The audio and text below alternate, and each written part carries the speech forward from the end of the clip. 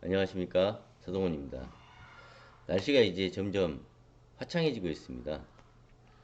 저는 아직 감기기가 덜 나왔는데, 날씨가 이렇게 여름 날씨가 다가오는데도 감기가 잘 낫지가 않네요. 건강에 유의하시고 이제 가끔씩은 또 햇빛도 쐬고 이렇게 공부에 집중하시면 좋겠습니다. 수업을 시작하도록 하겠습니다. 지난 시간 저희가 평생교육사의 자세에 대해서, 또한 교육기관 운영자의 자세에 대해서 살펴보았습니다. 평생교육 자원 및 인적자원에 대해서 살펴봤습니다. 지난 시간에는 인적자원 중에서 프로그램 운영자 자세까지 살펴보았습니다. 태도, 자세, 표정 이런 것까지 살펴봤습니다. 이 시간에는 이제 다음 교수자를 들어가기 전에 지난 시간 제가 배웠던 평생교육 교수 방법이 프로그램에서 굉장히 중요한데 그 내용이 좀 빠진 부분이 있어서 추가로 더 전달하고 또 반복 학습하고 마무리 인적 자원에 대해서 마무리할까 합니다.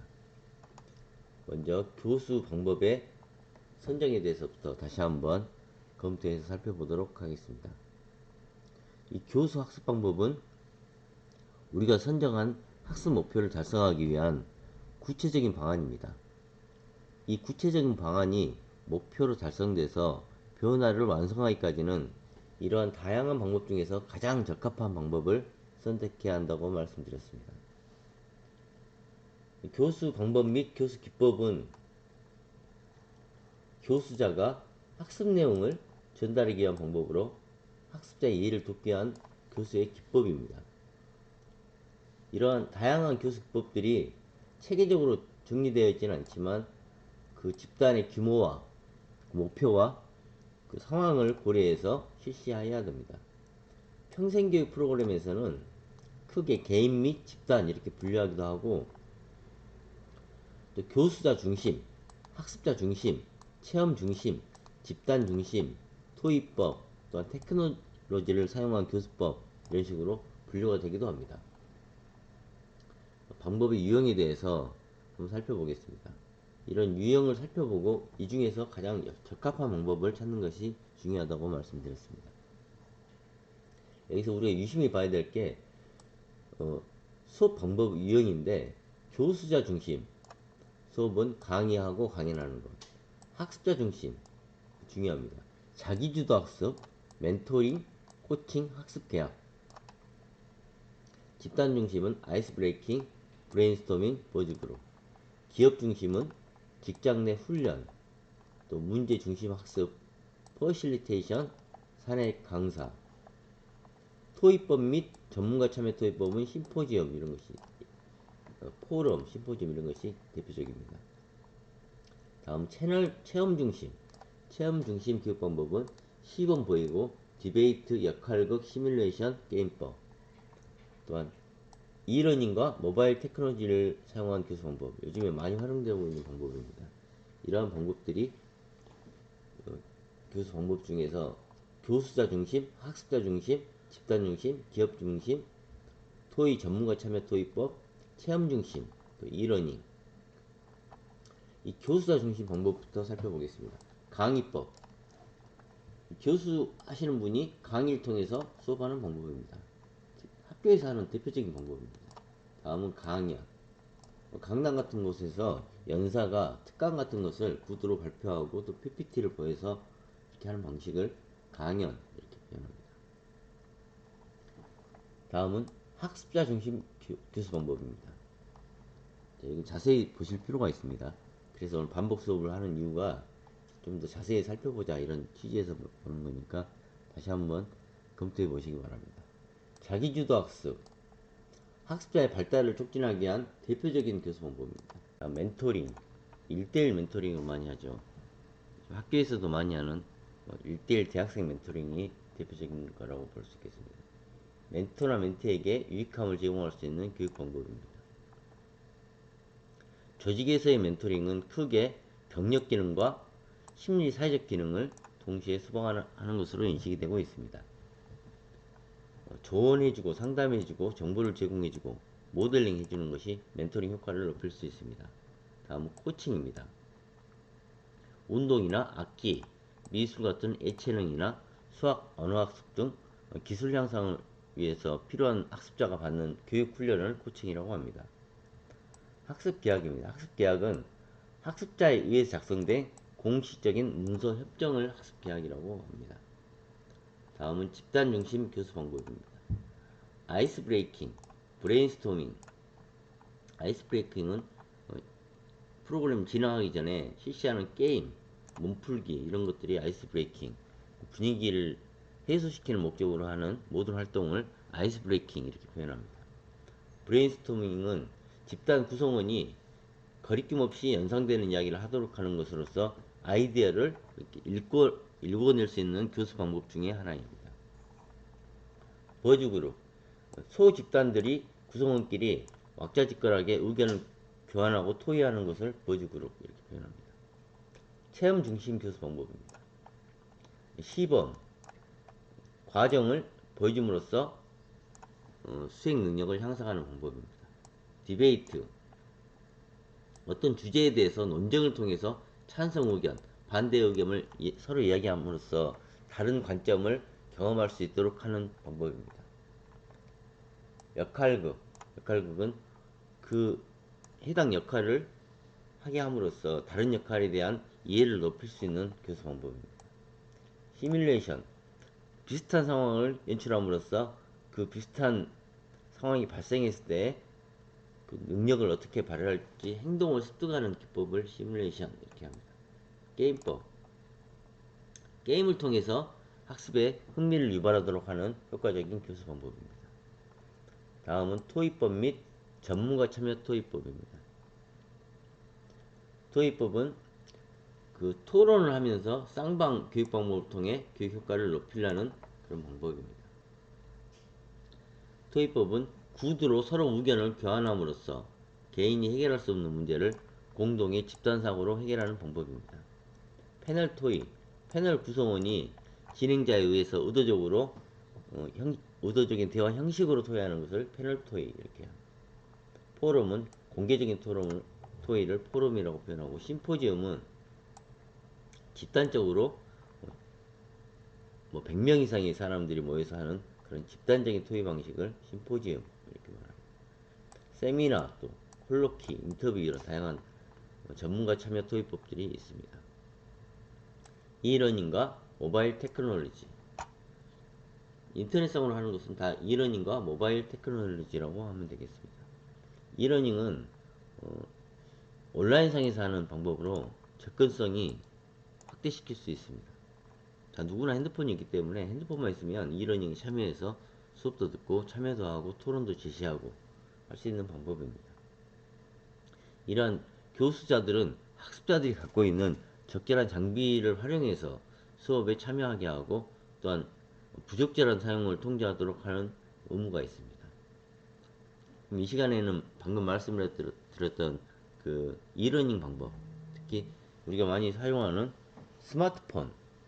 스마트폰을 활용한 성인 교육에 대해서 살펴보도록 하겠습니다. 실제 우리가 스마트폰으로 평생교육 프로그램을 개발한다 하면 어떤 식으로 해야 될지 방법에 대해서 방금 배웠던 내용을 토대로 한번 살펴보도록 하겠습니다. 프로그램 주제는 말씀드린 것과 같이 스마트폰 활용 기초 이렇게 제목을 잡았습니다. 대상은 스마트폰을 잘 사용할 수 없는 그런 성인 학습자가 되겠죠. 학습 목표는 스마트폰의 기본 기능, 전화하고 문자하고 카메라 설정하고 이런 기능을 이해하고 실제로 사용할 수 있다, 이게 목표입니다. 그리고 또 핸드폰에 있는 다양한 앱, 교통, 지도, 금융, 정보검색 이런 것을 설치하고 활용할 수 있다. 스마트폰 사용할 때 발생할 수 있는 기본적인 문제 해결을 갖출 수 있다. 또한 안전하고 올바른 스마트폰 사용 습관을 형성할 수 있다. 이런 것이 되겠습니다. 학습 방법을 어떤 식으로 사용해야 되는가? 스마트폰 할 때는 시연 실습이 주가 돼야겠죠. 왜냐하면 스마트폰을 잘 사용할 수 없는 성인 학습자들이 대부분이기 때문에 그 교육 참가자들의 대부분이 핸드폰을 잘 사용하지 못하는 나이가 많은 성인 학습자들이기 때문에 스마트폰을 구체적인 예시입니다. 강사가 스마트폰 화면을 프로젝터로 띄워서 보여주면서 특정한 기능, 뭐 사진 촬영한다든지 앱을 설치한다든지 와이파이를 연결한다든지 이런 것을 시연을 하고 직접 따라해 보도록 하는 활동을 시연 및 실습 활동. 잘 모르면 앞에 계신 같은 학습자끼리 짝을 지어서 서로 도와주거나 강사가 또 가서 손 들면 직접 지원해주고 하는 방법이 시연 실습 방법이 되겠습니다. 이런 시연 실습의 교육적 근거는 성인 학습자는 직접 참여하는 학습을 통해서 더 효과적으로 기술을 습득하기 때문입니다. 구체적으로 눈으로 확인하고 직접 자기가 해봄으로써 자신의 것으로 만들 수 있기 때문에 또 개별적인 피드백은 학습 효과를 높이고 불안감을 해소하는 데 도움을 줍니다. 기대되는 효과는 실제 사용해보면서 자신감을 얻고 어려움이 있을 경우 즉시 해결하여서 이 핸드폰 활용 능력을 향상시킬 수가 있습니다. 또한 학습 만족도를 높일 수 있다는 기대 효과가 있습니다. 다음 교수 방법으로는 사례 기반 학습입니다. 실생활에서 핸드폰 활용이 유용한 다양한 상황, 예를 들어 길을 잘 모르는데 길 찾기를 한다. 그럴 때 길찾기 앱을 활용해서 목적지 찾아가는 방법, 또 은행 앱으로 계좌를 이체하는 방법, QR코드로 활용하여서 정보를 얻는 방법, 이런 것을 제시해서 이러한 사례에 맞는 학습을 진행하도록 하는 것입니다. 이것을 학습자들끼리 저별로 이런 상황에 어떻게 해야 되는지 토론하고 발표하게 합니다. 그리고 강사는 그 각 사례에 대한 적절한 해결 방법을 제시하고 또 팁까지 제공하는 것이 강사의 역할이라고 하면 되겠습니다. 사례 기반 학습의 교육적 근거입니다. 이런 사례 기반 학습은 학습자들이 추상적인 지식이 실제 상황에 적용해 보도록 하는 그런 장점이 있습니다. 또한 다양한 관점을 서로 토의해서 토론하면서 학습의 깊이가 더해지고 실제적인 능력이 높아질 수 있다는 근거가 있습니다. 기대되는 효과도 마찬가지입니다. 다양한 상황에 대해서 대응력을 키울 수가 있습니다. 또한 동료 학습자들과 상호작용을 통해서 학습에 대한 흥미도 높아지고 협력적인 학습 분위기를 조성할 수 있다는 기대 효과가 있습니다. 세 번째 방법으로는 자기주도 학습 및 개별 맞춤 학습 수업 방법입니다. 구체적인 예시입니다. 학습자들이 각자 핸드폰 사용 수준과 학습 속도에 맞춰서 개별 학습을 진행합니다. 즉 뭐냐면 강사는 수준별 자료를 준비를 합니다. 스마트폰을 어느 정도 활용할 수 있는 사람, 또한 아예 할 줄 모르는 사람, 이런 그 단계별로 학습 자료를 준비해서 강사에게 언제든지 개별적으로 질문을 할 수도 있고 또 개별적으로 피드백을 제공할 수 있도록 준비하는 것이 방법입니다. 학습 진도가 빠른 사람들은 좀 더 그 수준에 맞는 자료를 준비한다는 이야기입니다. 교육적 근거입니다. 성인 학습자는 자신의 필요와 관심도에 따라서 주도적으로 하는 경향이 있습니다. 즉 자기가 뻔히 알고 있는 것은 잘 안 한다는 거죠. 흥미가 떨어집니다. 이미 알고 있기 때문에. 그래서 그 사람 수준에 맞는, 그 학습자의 수준에 맞는 자료를 제공하는 것이 필요하다. 이런 내용입니다. 이러한 교수 학습 방법들은 한 가지에 집중하는 것보다는 유기적으로 활용화해서 결합해서 필요하면 그런 방법을 또 활용해서 하는 것이 더 효과적이다. 이렇게 볼 수 있겠습니다. 그럼 실제로 이런 스마트폰 성인 교육 대상자를 대상으로 스마트폰 활용 교육 계획을 잡는다. 평생교육사의 역할이 프로그램을 계획하고 계획서를 작성하고 또 평가하고 보고서 제출하고 이런 것이 거의 모든 일의 중심이라고 말씀드렸습니다. 어떤 평생교육 기관에서 여기는 뭐 한 곳입니까? 물어보면 여기는 어떤 프로그램을 갖고 있습니다. 이 기관에서는 어떤 프로그램이 있습니다. 이렇게 말한다고 말씀드렸죠. 그만큼 프로그램이 중요합니다. 그럼 우리 기관에서 스마트폰 활용 프로그램을 실시합니다. 계획을 어떻게 잡을 것인지에 대해서 한번 제가 ACR을 만들어 보았습니다. 자, 먼저 목차입니다. 프로그램 개요, 목표, 회차별 계획, 교육 자료 및 준비물, 평가 방법, 기대 효과. 계획서를 작성했습니다. 먼저 프로그램 개요입니다. 주제는 스마트폰 활용 기초. 대상은 스마트폰 활용에 어려움을 겪는 성인 학습자. 기간은 총 8회기로 잡았습니다. 한 회기당 2시간. 2시간인데 풀 2시간이 아니고 그 중간에 쉬는 시간 포함해서 2시간이 되겠습니다.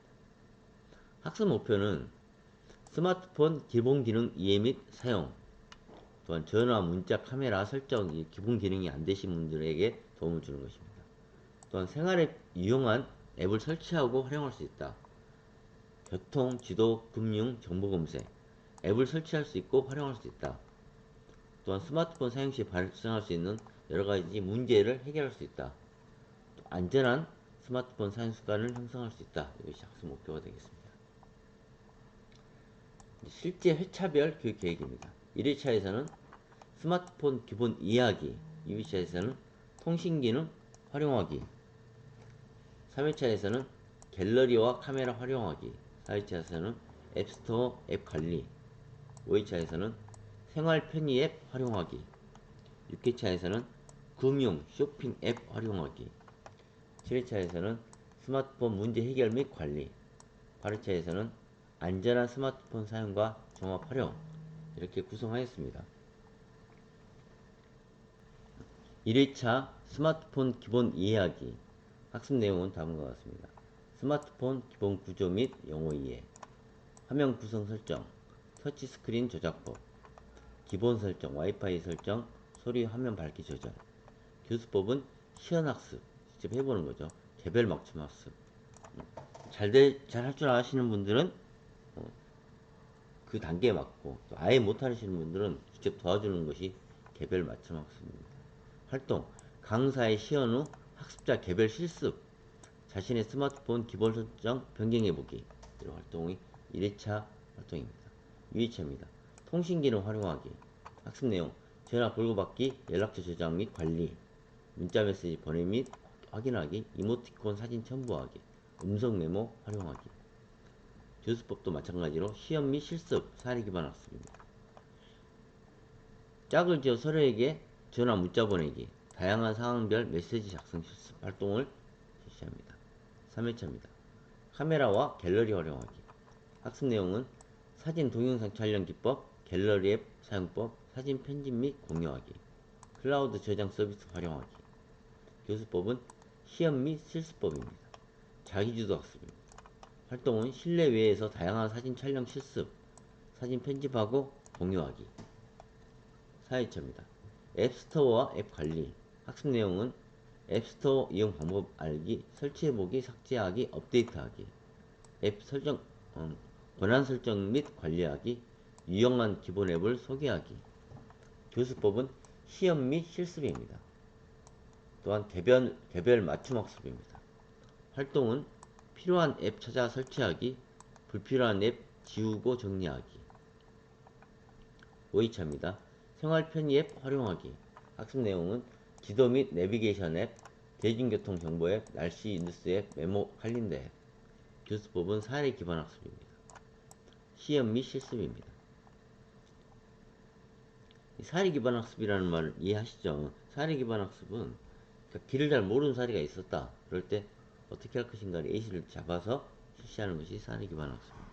활동은 특정 목적지까지 경로를 찾아보기, 일정 관리 및 알림 설정하기. 이렇게 프로그램 진행할 때 파트별로 나눠서 하면 그 본인들끼리 문제 해결을 해보고 안 되면 교수한테, 강사한테 또 문의를 해서 직접 또 도움을 주고 이런 방법을 사용합니다. 6회차 금융 및 쇼핑 앱 활용하기. 학습 내용은 은행 앱 사용법, 간편결제 서비스, 쇼핑 앱, QR코드 활용하기. 교수법도 마찬가지로 사례 기반 학습이고 시험 및 실습입니다. 활동은 모의 계좌로 이체를 실습하고 온라인 쇼핑몰 검색하고 상품을 찾고 결제해보고 하는 것입니다. 7회차 문제 해결 및 관리입니다. 학습 내용은 배터리 관리 및 전략하는 방법, 저장 확보하는 방법, 일반적인 오류 해결 방법, 스마트폰 보안 및 백업 방법. 보통 연세가 좀 되신 분들은 핸드폰을 보면 저장 공간이 의외로 부족한 경우가 많습니다. 사진, 막 영상, 아니면 자녀, 손자들 영상을 다운받아 놓기 때문에 공간이 부족한 부분이 많습니다. 실제로. 그런 것을 확보하는 방법을 알려주는 것은 도움이 되고 있습니다. 교수법은 사례 기반 학습, 자기주도 학습. 활동은 자신의 스마트폰 상태를 점검하고 문제 상황 시나리오에 따른 해결 방법을 찾아보는 것입니다. 사례 기반 학습. 8회차입니다. 안전한 스마트폰 사용과 종합 활용. 학습 내용은 개인정보 보호 설정, 스마트폰 중독 예방, 온라인 사기 예방, 종합 실습 및 질의응답. 교수법은 사례 기반 학습, 개별 맞춤 학습. 활동은 개인정보 보호 설정 점검, 학습 내용 종합 활용 과제 수행입니다. 이제 방금 했던 것이 저희 목차에서 보시는 것 같이 회차별 교육 계획이었습니다. 다음은 교육 자료 및 준비물입니다.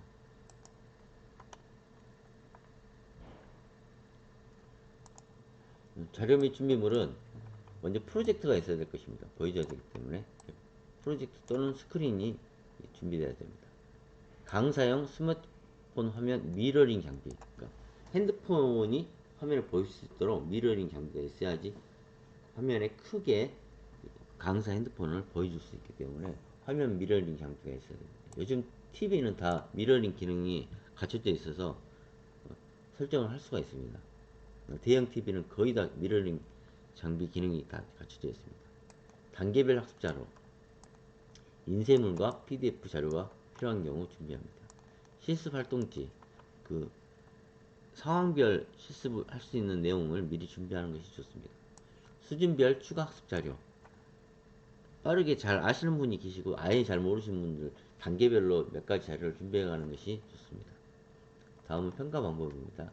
회차별 실습 과제 수행 평가, 최종 종합 활용 과제 평가, 학습자 자기 평가 및 만족도 조사. 기대 효과입니다. 스마트폰 기본 기능에 대한 자신감이 향상할 수 있다. 일상생활에서 핸드폰을 사용한 문제 해결 능력을 증진시킨다. 디지털 정보 접근성 향상으로 삶의 질을 개선시킬 수 있다. 안전한 스마트폰 사용 습관을 형성한다.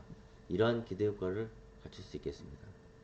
이상으로 스마트폰을 활용한 성인 프로그램 개발을 어떻게 할 것인가에 대해서, 또 실제로 어떻게 했는가, 어떤 식으로 계획서를 작성할 것인가에 대해서 알아보았습니다. 이처럼 스마트폰 활용 기초에 대해서 프로그램을 계획할 때 어떠한 교수 방법을 사용할 것인가에 따라서 그 학습 효과는 달라질 수 있을 것입니다. 스마트폰처럼 매체를 정확하게 능숙하게 사용하기 위한 목표를 갖고 있다 그러면 시험 및 실습 방법이 매우 효과적일 것입니다. 두 번째, 사례 기반 학습은 어떤 문제 상황이 생겼을 때 그 역할에 대해서 서로 학습자들끼리 저별로 토의하고 발표하고 하는 과정을 통해서 좀 더 효과적으로 그 문제 상황에 대해서 공유하고 인식할 수 있다는 장점이 있습니다. 또 세 번째 사용했던 자기주도 학습 및 개별 맞춤 학습은 그 학습자들의 수준에 맞춰서 또 속도에 맞춰서 학습 활동을 진행하게 합니다. 또 강사는 그러한 수준에 맞는 학습 자료를 미리 준비하고 제공하여서 필요에 따라서 선택하여 학습하게 됩니다.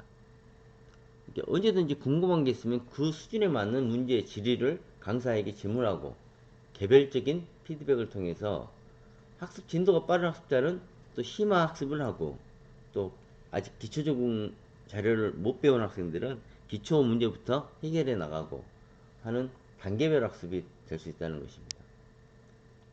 이러한 교수 학습 방법에 따라 다양한 방법들이 이루어지는데, 스마트폰 활용 기법에서는 저희는 세 가지 교수 학습 방법을 선택하여서 진행하게 되는 것입니다.